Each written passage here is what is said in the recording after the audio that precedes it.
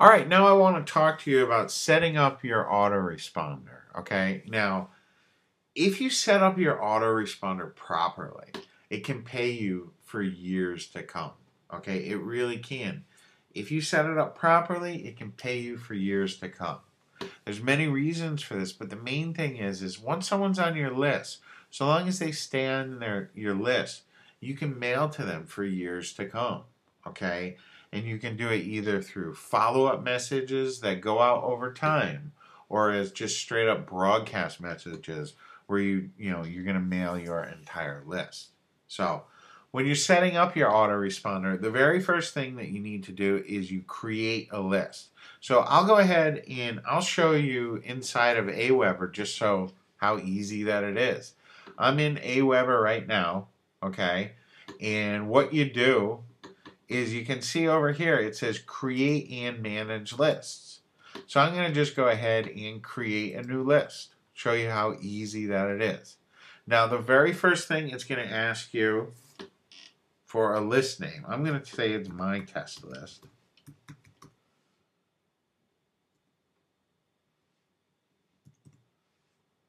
Okay, we're going to name it and then give it a description, my test list test. Okay, it's coming from me. It's got an address. Now, you can set up Aweber to give you notifications. I generally don't, but you could enter your name and email, and every time someone signs up to your list, they'll send you an email. You know, it's fun at first, but you'll find it gets annoying after time. So make sure you go ahead and save your settings. So we've got our first list, it's created, my test list. And then next what we can do is we can personalize our list. What we can do is we can brand our list with all our information. Okay, so you can add in your company name, your URL, an email signature. You can connect it with Twitter and Facebook. I'm not going to worry about that right now.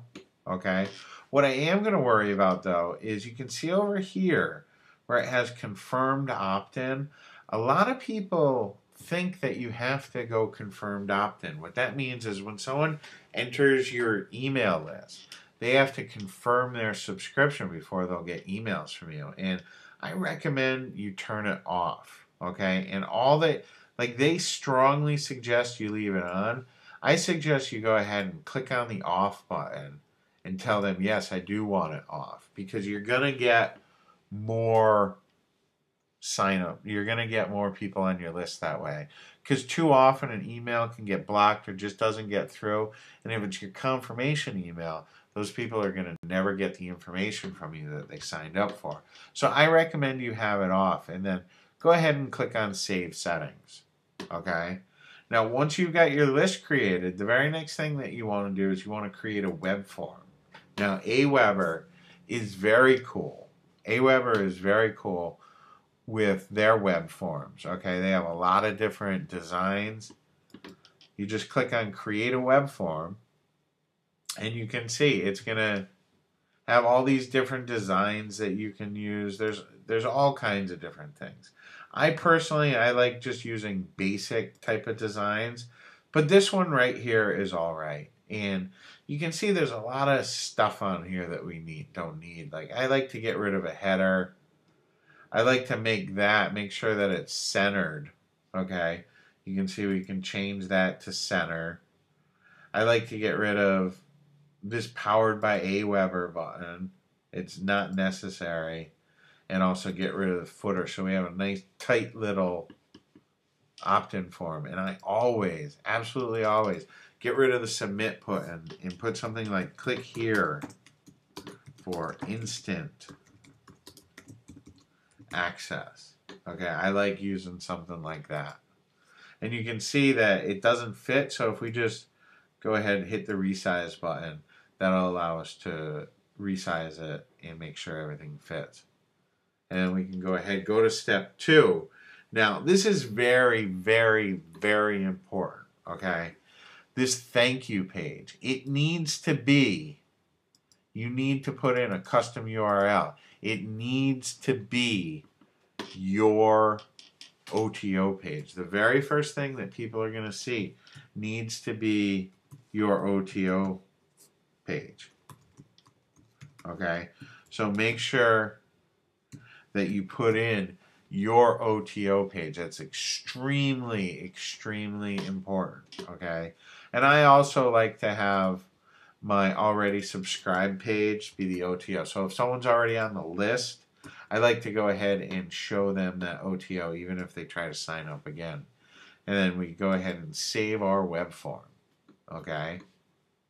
And then the next step is it's going to ask you, where are we going to publish this? And then you just go ahead and you can get the code right from Aweber and you paste this code right into your web page. Okay.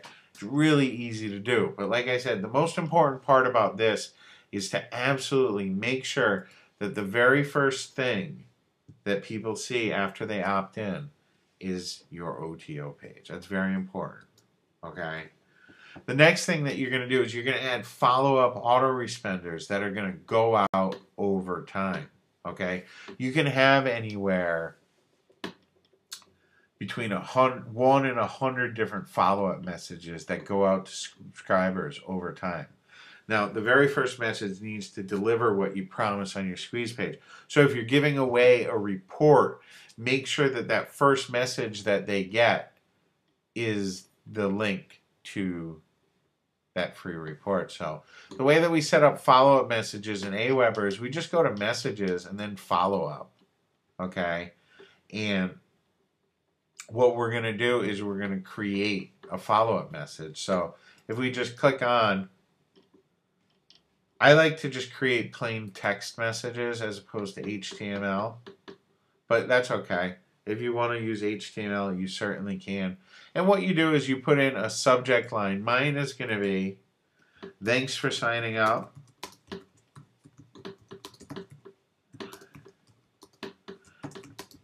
Your download. Okay, because like I said, you want to make sure that that first email that they get is your download. Okay. And then in here, we're going to put our message. Here is your download. Thank them. Okay. And then the link. Okay, very easy, very simple. And then we can just go ahead and go next. They're going to ask us, do we want to track clicks on website links in this message? Yeah, I like tracking my clicks. And then it's going to save and exit out of there. Okay. And this email, the first email is always going to go out as soon as they sign up. That's what this interval is. So we can go ahead and create another new message. Okay.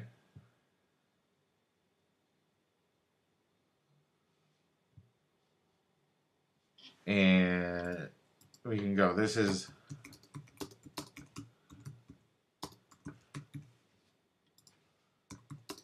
put in your message, promote your OTO,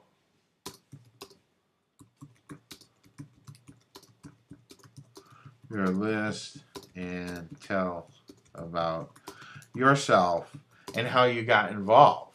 Okay.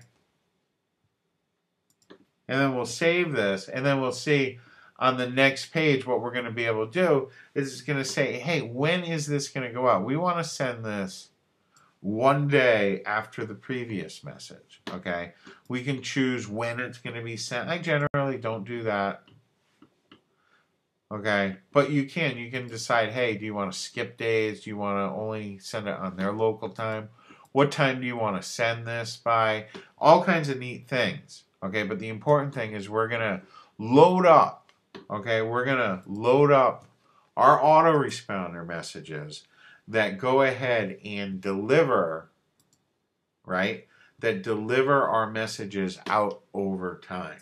Okay, like I said, that first email message needs to deliver what you promise on your squeeze page. All right, your follow-up messages. It should be a combination of free information and promotional messages. Okay? It shouldn't all be promotional and it shouldn't all be free. Your first few messages, though, They should not promote any affiliate offers at all. Okay? You should only be promoting your own offers, either your OTO or your upsell, okay, or any other products that are related that you own. But don't send off traffic to an affiliate offer. And get personal with your list. Share some stories and interact with them. Don't just sell to them, okay? A list is living. It's not just numbers. There's people on those lists. Get interaction. Ask questions of your list. Interact with them. Be personal. And you're going to find your list will treat you very well.